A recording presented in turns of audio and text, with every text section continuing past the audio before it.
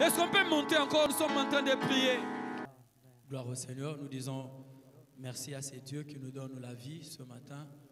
Nous disons merci à notre pasteur pour la marque de confiance et la responsabilité confiée pour que ce soit par nous que nous puissions tous suivre cette exhortation avant de prier encore pendant ce culte de dédicace du mois de mars. Est-ce qu'il y a quelqu'un qui est dans la joie d'être vivant pendant ce mois de mars? Alléluia! C'est vraiment une grâce que le Seigneur nous accorde. Amen. J'aimerais parler de quelque chose que nous connaissons et qui doit faire partie vraiment de la vie d'une personne qui marche par la foi. Une petite chose qui doit être l'habitude même, je dirais, d'une personne qui marche par la foi, et que le Seigneur nous aide alors que nous sommes encore au début de cette année, que nous puissions tous, c'est vraiment ça mon souhait, nous puissions tous savoir la chose et marcher avec cet élan, avec cette attitude. 1 Samuel chapitre 2, versets 29 à 30. J'aurais voulu qu'on lise tous ces livres, mais à cause des temps, nous prenons vraiment un extrait. Et même dans la suite, nous allons prendre des extraits des textes par-ci, par-là, pour évoluer. 1 Samuel chapitre 2, versets 29 à 30. Pourquoi foulez-vous aux pieds mes sacrifices et mes offrandes que j'ai ordonné de faire dans ma demeure? Et d'où vient que tu honores tes fils plus que moi, afin de vous engraisser des prémices de toutes les offrandes d'Israël, mon peuple? C'est pourquoi, voici ce que dit l'Éternel, le Dieu d'Israël. J'avais déclaré que ta maison et la maison de ton père marcheraient devant moi à perpétuité. Et maintenant, dit l'Éternel, loin de moi.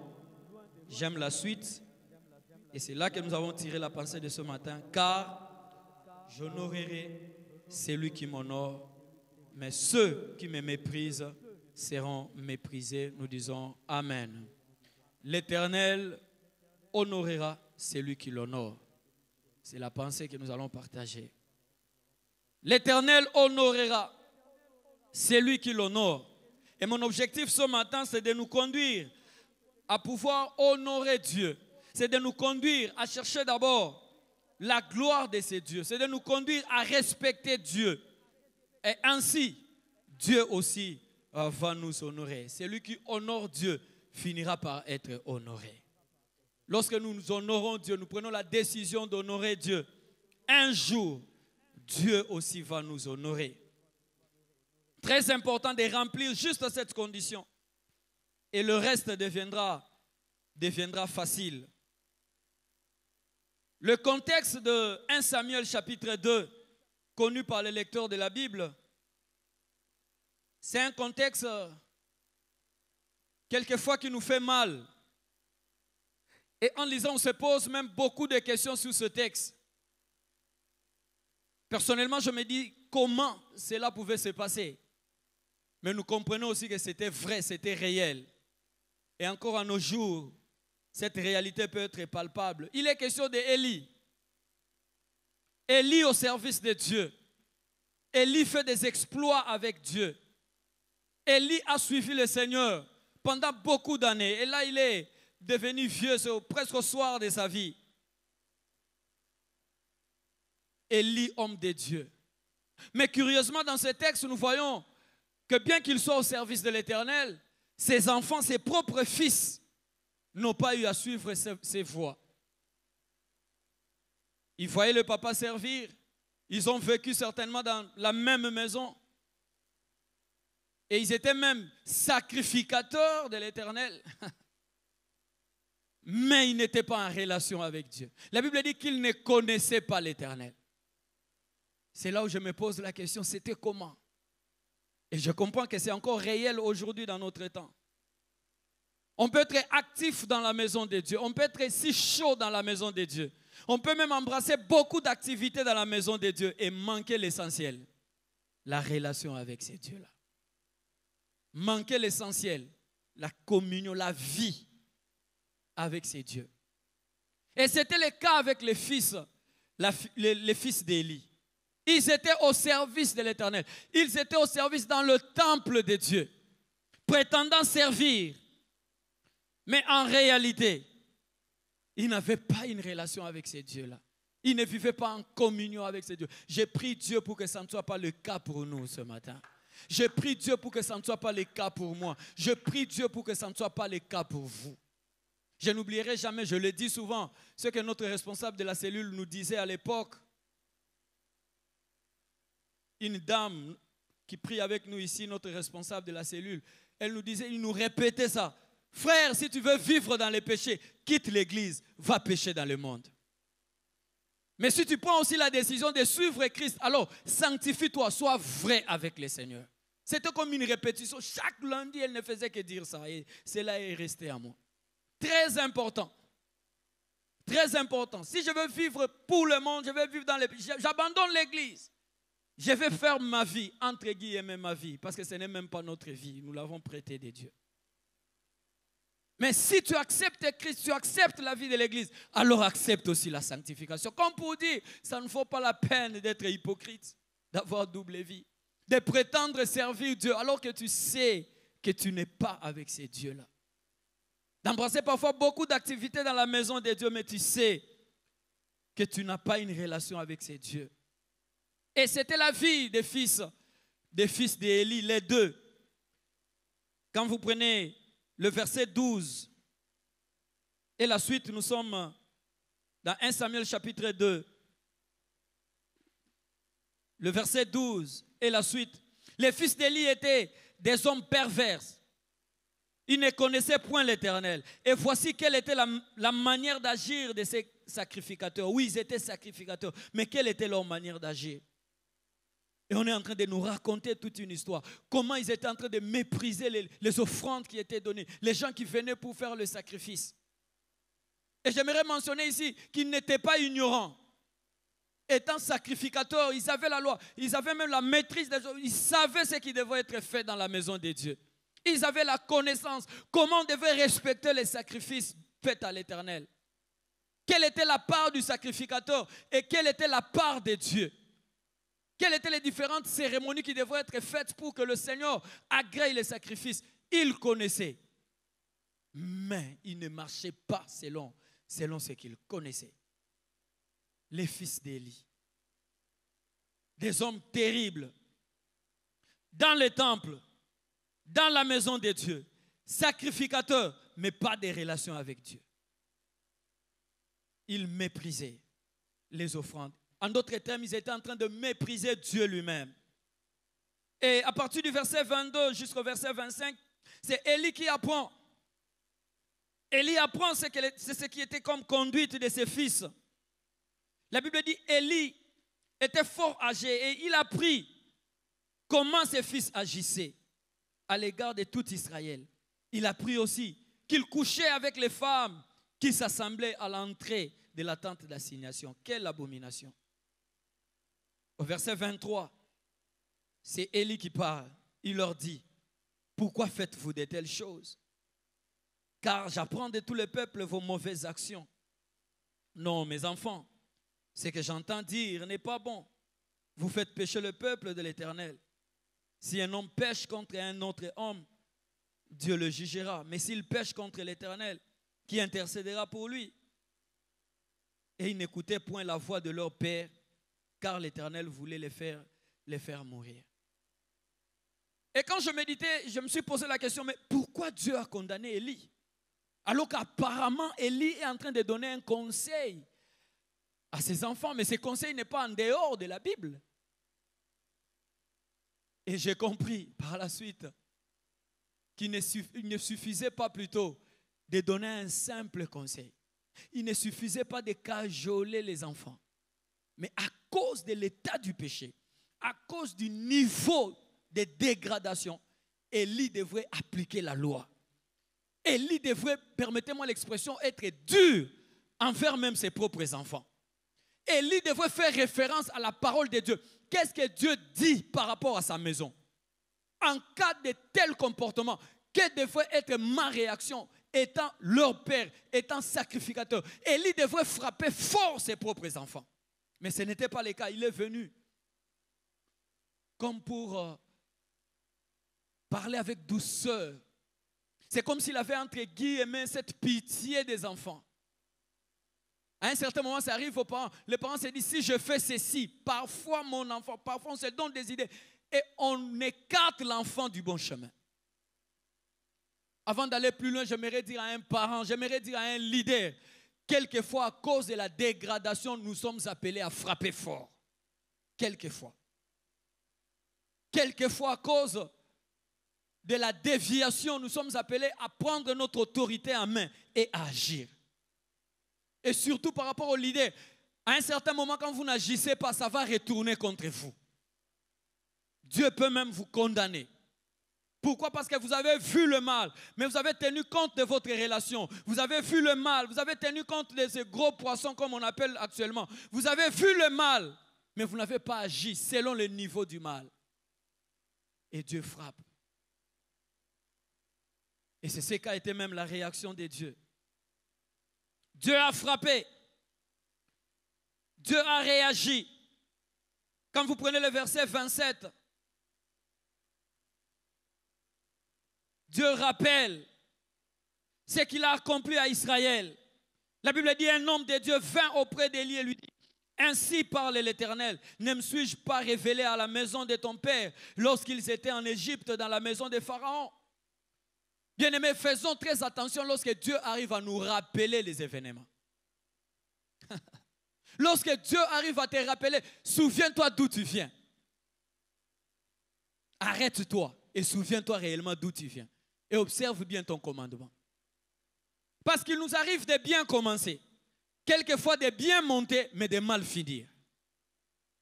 Il nous arrive de bien commencer, parfois de bien progresser, faire des exploits.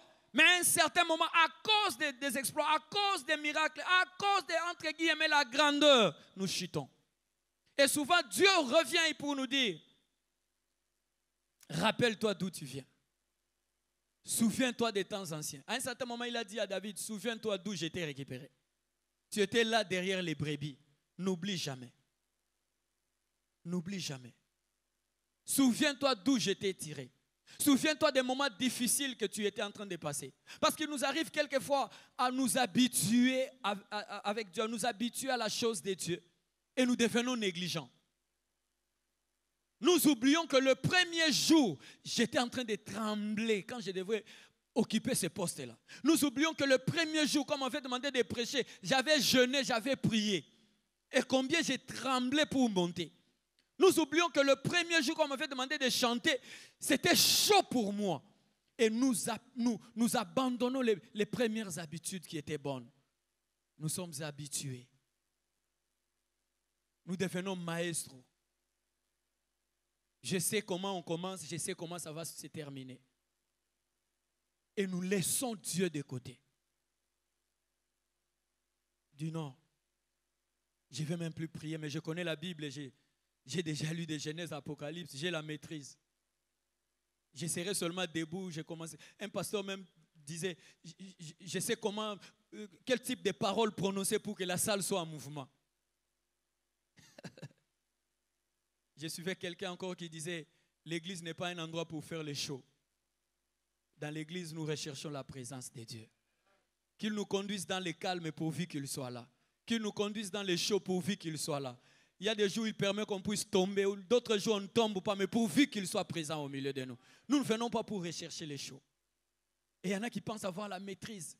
Je sais comment ça va commencer et comment ça va finir. J'ai prie Dieu, surtout pour nous qui sommes ouvriers. Apprenons encore à rechercher Dieu. Frères et sœurs, nous n'avons rien comme maîtrise de Dieu. On ne le maîtrisera jamais, mais on dépendra toujours de lui. Tremblons encore lorsqu'il est question de la chose de Dieu. Et considérons Dieu. Respectons-le. Dieu dit, pourquoi foulez-vous aux pieds mes sacrifices? D'où vient que tu honores tes fils plus que moi? Élie, d'où vient que tu commences à honorer tes fils plus que moi? Comme je disais, c'est comme si Dieu s'attendait à ce que Élie puisse frapper fort, mais ce n'était pas le cas avec Élie. Alors Dieu s'attaque maintenant à Élie. Comment tu arrives à honorer tes enfants plus que moi? Comment tu arrives à donner à tes enfants cette considération plus que moi? Tu n'as plus ma considération, moi qui suis Dieu, mais tu commences à considérer plus tes enfants. Tu recherches le respect de tes enfants, le bien-être de tes enfants, la vie de tes enfants. Parce qu'en Israël, je pense avec de tels actes, on pouvait même lapider ses enfants pour que le peuple soit sauvé. Mais Élie ne l'a pas fait. En d'autres termes, il avait la considération de ses enfants plus que celle qu'il devait avoir vis-à-vis de Dieu. Et Dieu dit pourquoi? Et j'ai compris que dans la vie chrétienne, dans notre marche, il nous arrive aussi d'avoir la considération d'autres choses plus que celle de Dieu. Il nous arrive aussi de privilégier nos avantages plus que Dieu. Il nous arrive de pouvoir peser Dieu. Ici, tu dois seulement corrompre et passer. Mais de l'autre côté, tu sais que Dieu n'est pas d'accord avec toi. Et même quand tu veux corrompre, Dieu te rappelle, il parle dans ton cœur que ce n'est pas bien ce que tu fais. Dois-je honorer Dieu ou je dois sortir de l'affaire? Et tu as une position.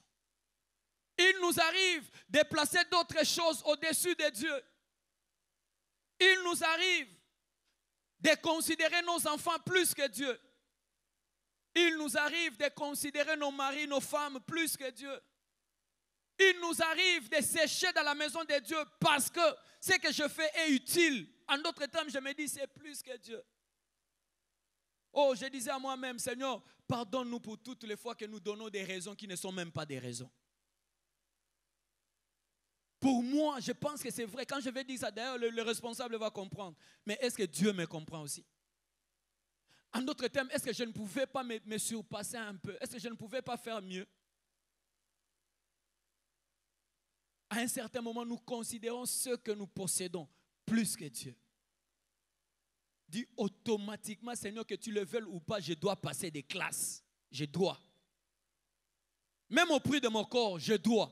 En d'autres termes, tes études deviennent plus importantes que Dieu. Plus importantes. Oh Élie, tes enfants ne sont pas plus que Dieu. Accepte de les frapper, accepte de les abandonner, accepte même que Dieu puisse corriger les choses, mais que tu puisses être agréable devant Dieu. Que Dieu puisse t'accepter. J'ai pris Dieu qu'il soit la préoccupation de nos vies. J'ai pris Dieu qu'il prenne la première place dans nos cœurs. J'ai pris Dieu qu'il nous donne cet amour. Comme on nous dit à la dévotion, tu aimeras l'Éternel ton Dieu de tout ton cœur, de toute ton âme. Que Dieu prenne la première place. Que nous puissions nous dire d'abord Dieu. Dans ce que je fais, d'abord Dieu. C'est vrai qu'il y a d'autres voies. Je peux aussi les utiliser. Mais quelle est la position de Dieu? Pendant ce mois de mars, Seigneur, aide-nous à pouvoir t'honorer. Aide-nous à pouvoir t'honorer. Et nous voyons dans la suite des temps comment Dieu a agi. Il est allé très loin. Il a retiré même la bénédiction qui était prononcée sur la maison d'Élie. Et il a même frappé ses deux enfants. Ils sont morts. J'ai prié que l'Éternel ne puisse pas nous retirer sa bénédiction. Que l'Éternel ne puisse pas nous frapper, mais qu'il ait encore pitié de nous. Et j'ai compris, tel était le cantique entonné par notre pasteur, que nous servons encore le même Dieu aujourd'hui. Nous invoquons encore le même Dieu que Élie a invoqué, que Élie a servi. Si ceux qui l'ont déshonoré ont été frappés, je crois fermement dans mon cœur que ceux qui l'honorent, que ceux qui les respectent sont appelés à recevoir sa bénédiction. Je disais, comme il est le même, si ceux qui les déshonorent sont frappés, telle était la mort des deux fils d'Élie, je crois que ceux qui l'honorent, ceux qui le respectent, ceux qui lui donnent la première place, ceux qui prennent Dieu pour préoccupation, cherchant le glorifier en tout temps, sont appelés à bénéficier de Dieu, à vivre selon le plan de Dieu et à recevoir la bénédiction de Dieu. Élie avait le choix entre Dieu et ses enfants.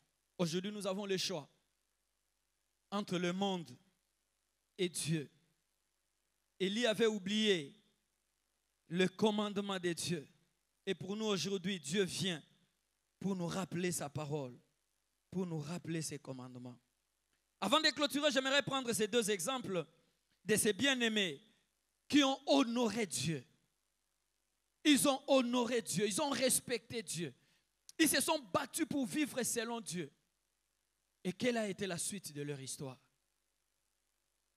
Et quand je lisais leur vie, j'ai compris, en les comparant bien sûr au fils d'Élie, que le fils d'Élie vivait pendant un temps favorable pour respecter Dieu, pour honorer Dieu, mais ils ne l'ont pas fait.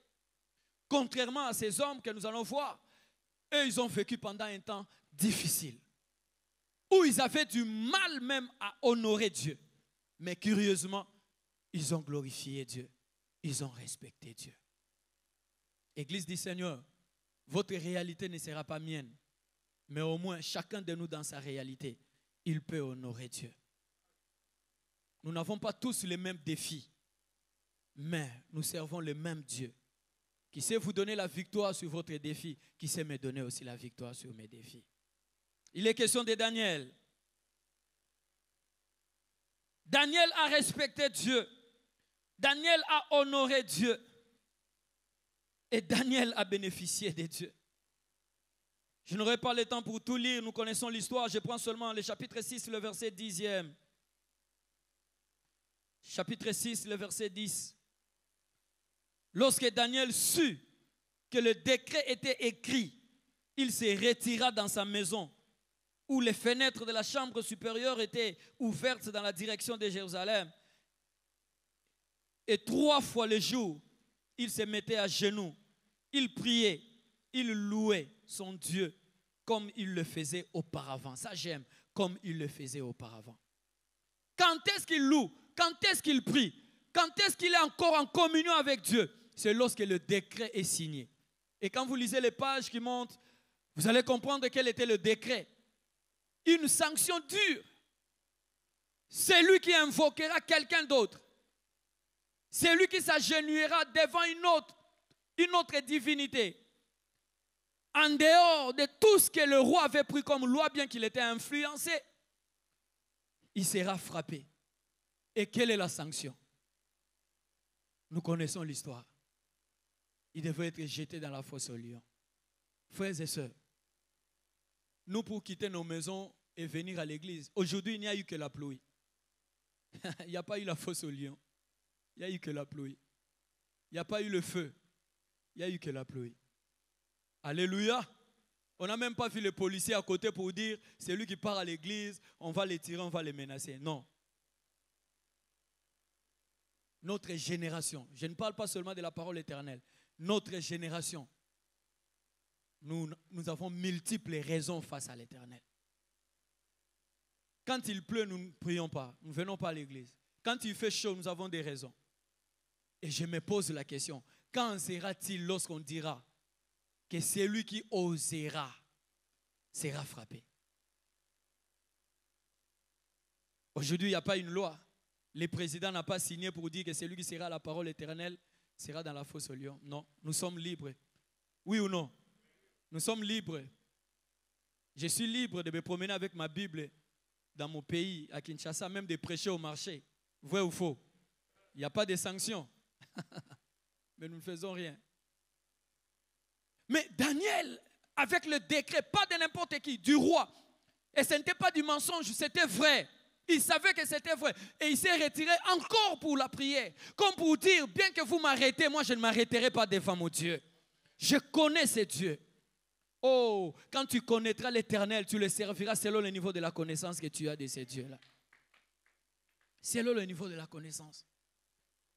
Daniel, un homme de foi. Et certainement dans son cœur, il se disait, peu importe ce qui va arriver, je sais qu'au ciel, il y a un Dieu capable de me défendre. Capable de me défendre. C'est là où je tire la foi de Daniel. Savoir qu'au ciel, il y a un Dieu capable de me défendre. Et le pasteur le dit souvent, s'il ne vous défend pas en dehors de la fosse aux lions, même dans la fosse aux lions, il sera là pour vous défendre. Pour les uns, il permet qu'ils ne puissent pas accéder. Mais pour les autres, la situation sera présente, le mal arrivera, mais dans ce chagrin-là, l'Éternel sera là pour te sauver. Ce qui est vrai, c'est que tu ne finiras pas ta course par la mort, mais l'Éternel sera toujours là pour te délivrer. J'aimerais déclarer sur la vie de quelqu'un, à chaque fois que tu honoreras Dieu, Dieu sera là pour t'honorer. Dieu sera là pour t'honorer. Même en -1, comme disent les hommes, même en -1, Dieu te fera sortir de l'affaire. Tu retrouveras la délivrance. Bien-aimé dans le Seigneur, au ciel, il y a un Dieu vrai qui nous connaît, qui connaît nos cœurs, qui connaît nos motivations, nos sentiments, qui sait même la disposition de nos cœurs en sa faveur. Faisons de notre mieux, faisons notre part pour l'honorer. Et il a la suite pour pouvoir également nous honorer. Deuxième type, nous connaissons également l'histoire, ce sont les compagnons de Daniel. Presque même réalité avec Daniel, jeté dans le feu. Et là encore, toujours à cause de Dieu. Ils avaient le choix, soit accepter ce que disent les hommes, s'agenouiller devant des statues, s'agenouiller devant le roi, déshonorer Dieu, soit encore respecter Dieu, peu importe ce qui va arriver. Que ce soit Daniel, que ce soit les compagnons, j'aime bien leur détermination.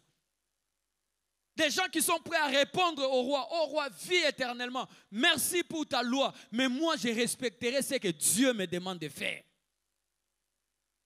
Et je sais que Dieu est capable de me délivrer de ta main. Ça, je sais.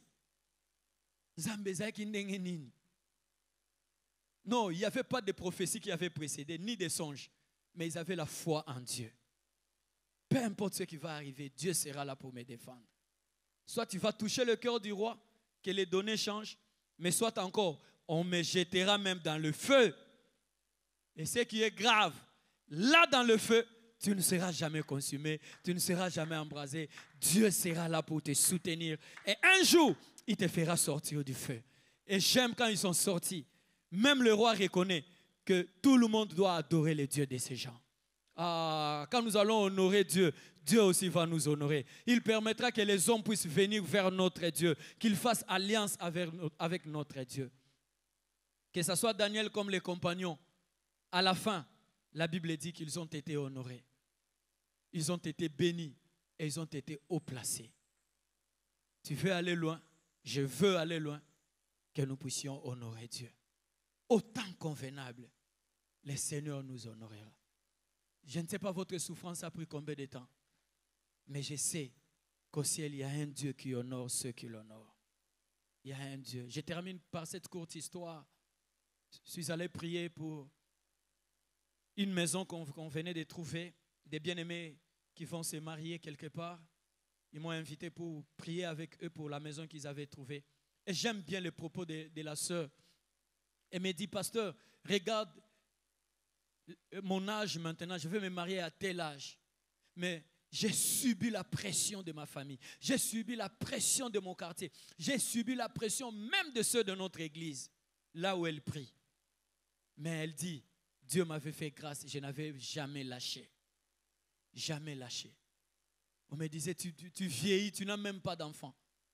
Et même une fois, elle est allée faire un examen. C'est le médecin qui lui dit, avec tel truc que j'ai trouvé, tu dois concevoir. Et la sœur dit, mais non, je n'ai pas de fiancé. Je n'ai même pas de mari. Dit non, sinon ça va revenir. La sœur disait, peu importe que ça revienne ou pas, je ne vais pas céder, je vais rester fidèle à mon Dieu. Ça j'aime. Et bientôt elle va se marier. J'ai dit, waouh, il y a un Dieu qui honore ceux qui l'honorent. Les temps peuvent être durs, les méthodes peuvent changer, mais notre Dieu ne change pas. Que Dieu bénisse cette parole.